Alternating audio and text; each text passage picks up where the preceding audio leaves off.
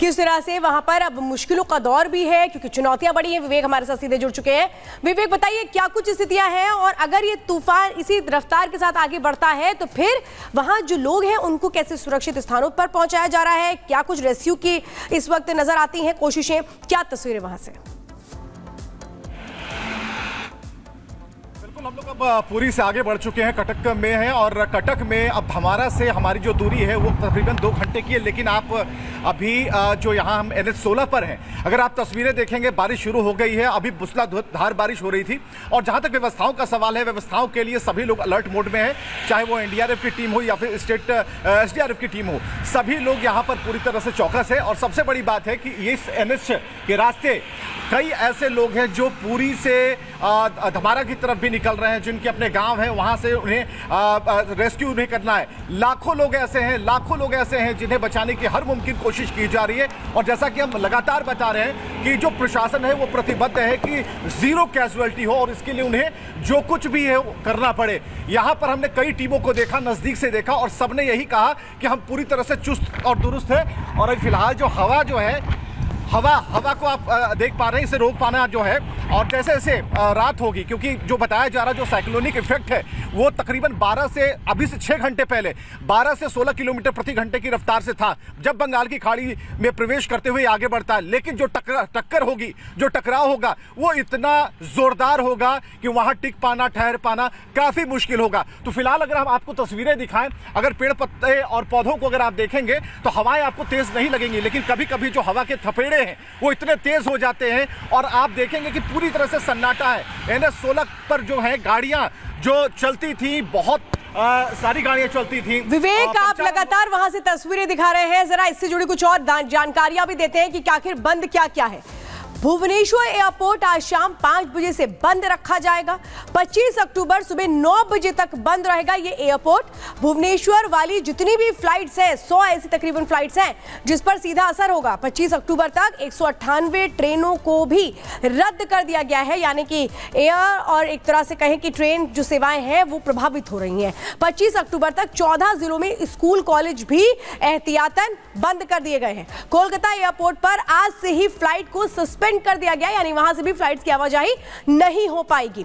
तो किस तरीके से एयर सेवाएं भी प्रभावित हो रही हैं वो हम आपको बता रहे हैं। 25 अक्टूबर सुबह तक एयरपोर्ट्स बंद रहेंगे। ये जो जानकारी इस वक्त मिल रही है ये आपको बता रहे हैं कि आखिर क्या क्या बंद रखा गया है, क्योंकि एहतियातन ये कदम उठाए गए हैं। क्योंकि जिस तरीके से दाना तूफान की रफ्तार है, इसको देखते हुए जो एक तरह से ट्रेनें भी रद्द की गई हैं, क्योंकि कई ऐसी ट्रेनें जो उन इलाकों से गुजर रही हैं जो संवेदनशील हैं। अब आप समझिए पश्चिम बंगाल में क्या क्या बंद है। 9 जिलों में 26 अक्टूबर तक स्कूलों को बंद कर दिया गया है। पश्चिम बंगाल में 190 ट्रेनों को भी रद्द कर दिया गया है, ताकि वो जगह जहां से ये तूफान गुजरेगा वहां पर अगर ये इलाके पड़ते हैं तो फिर ऐसे में एहतियाती कदम उठाए जा रहे हैं।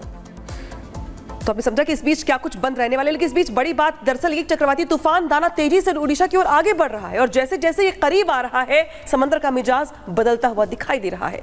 मौसम विभाग के मुताबिक साइक्लोन दाना का असर उड़ीसा की तकरीबन आधी आबादी पर पड़ने वाला है और पश्चिम बंगाल का एक बड़ा हिस्सा इसकी चपेट में आएगा। इसी कुदरती कहर के बचने के लिए क्या तैयारी की गई है, रिपोर्ट में दिखाते हैं।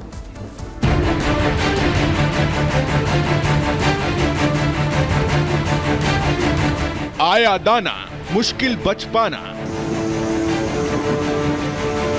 ओडिशा टू बंगाल, मुसीबत बेहिसाब।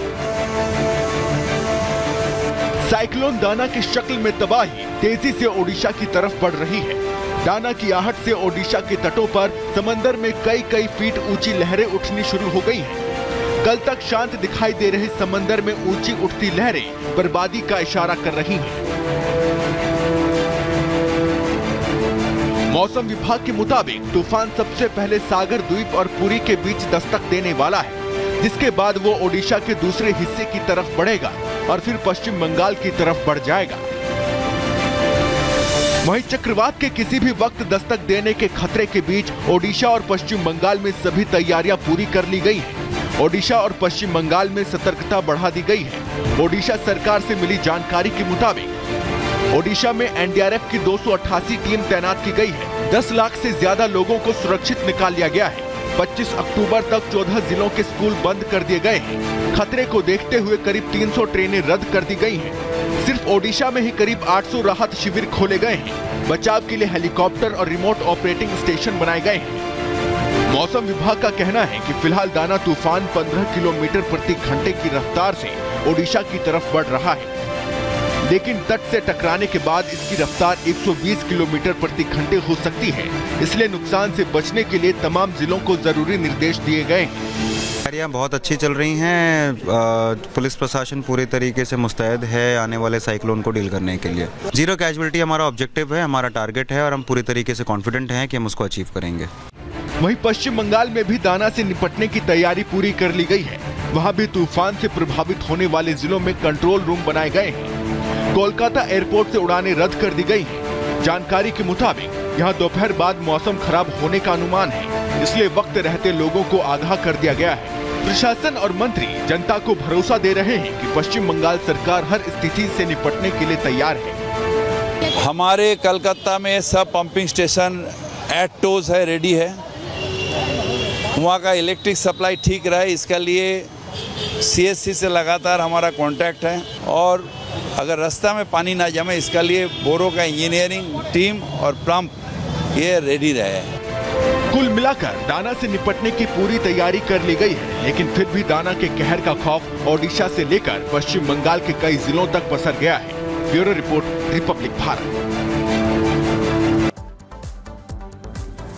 और जिस तरीके से इस वक्त तैयारियां की जा रही हैं, मौसम विभाग का क्या कुछ कहना है, मौसम विभाग के निदेशक क्या कुछ कह रहे हैं इस पूरे दाना तूफान को लेकर और कैसे NDRF की तैयारियां हैं, वो सुनवाते हैं आपको। ये जो साइक्लोन, सीवियर साइक्लोन जैसे उत्तर पश्चिम दिशा में गति करते हुए ओडिशा और वेस्ट बंगाल कोस्ट को पुरी और सागर द्वीप के बीच में भितरकनिका और धामरा पोर्ट के आसपास हिट करेगा।